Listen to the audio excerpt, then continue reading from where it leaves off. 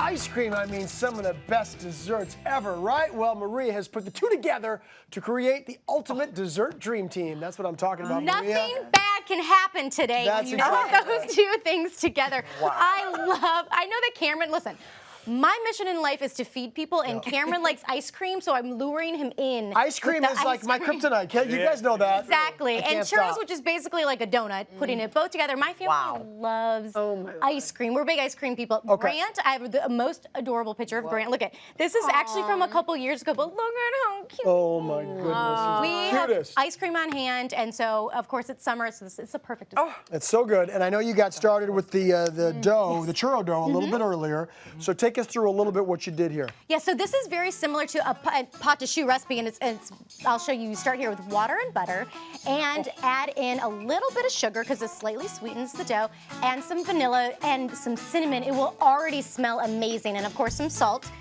After that comes to a boil, you want to add in your flour. So you add your flour in, and like I said, this is going to smell amazing already. So you use a wood spoon to basically move it around. It'll form that ball. And what that does is it actually takes that raw flour taste out as well. So I'll cool it down a little bit. You can do this with a hand mixer as well, but this is just a stand mixer. And add your eggs in one at a time, and you want to make sure it mixes up enough each time before you add the following egg.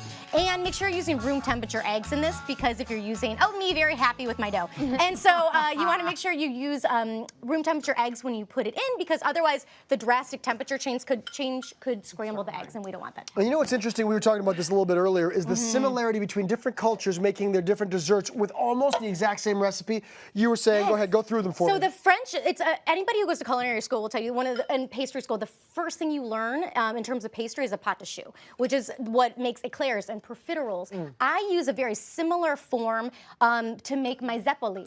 And this, of course, Mexican, the churro. Deb, I'm sure the Greeks. Everybody has there you go. Funnel cakes. Funnel cakes. I mean, there you go, everybody. And of course, in the great American and the United States of America, the funnel cake. The funnel cake, very also good. known as the elephant. Well, just bringing everybody together here. Now, we've got the dough in this piping bag, and look at this little technique, everybody. Yeah, so this is great. This is a muffin tin that's flipped over and generously sprayed with some cooking spray. So I have my piping bag here with a tip. The reason I do a tip is because you want to kind of preserve that churro type of look, and that's what's used when they make the churro. So what you do is this is going to be, I recommend, you can see we use a rubber bander. I do recommend that because it is a really thick dough. You don't want it to come out the top. Okay. And so what you do is you squeeze along here, and what this is going to do is going to give you that classic churro look.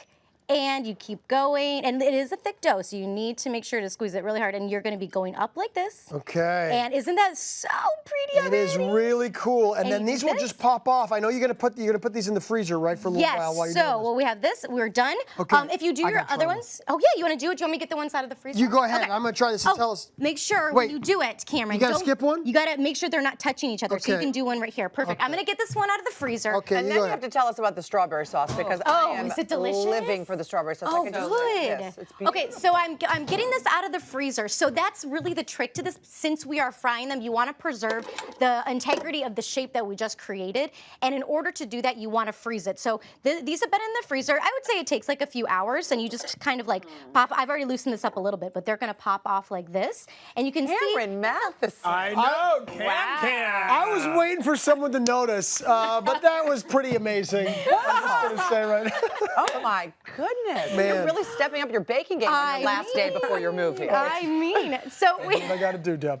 we have ours okay, here, great. and you can see if there's any little pockets of that you weren't completely covered, you don't have to worry about it, because what we're doing is we're popping this in the fryer. Beautiful. Straight frozen? Straight from the freezer? So it's going to take a little longer in the heat or in the oil. So the oil we have at 350, and you can use any kind of oil that you really like. Whenever you're making this. Phenomenal. And this is I am my very favorite excited. dessert you've ever made. So this can take about 5 minutes on this side, and then as it starts cooking, flip it. Okay, Yeah, you wanna very flip it good. over. All right, and then at the end, there you go. They've held their shape just like isn't that cool looking? That is so Churro cool. balls. Like little beehives. Right? They do. hand, what's so best great. Okay, part. I'm getting it with my hands. While they're still warm, While they're still we- warm, you want to toss them with some cinnamon and some sugar. Oh, that's Yeah, so, and Of course truthfully, you if do. you like any other spices, like if you love a cardamom, you love nutmeg, if you're doing this, maybe in the fall, you could use some pumpkin pie spice. I look for anyone who uses pumpkin pie spice. And you have this, it's like a donut. It's amazing. And you have it here, and it preserves that shape of the bowl.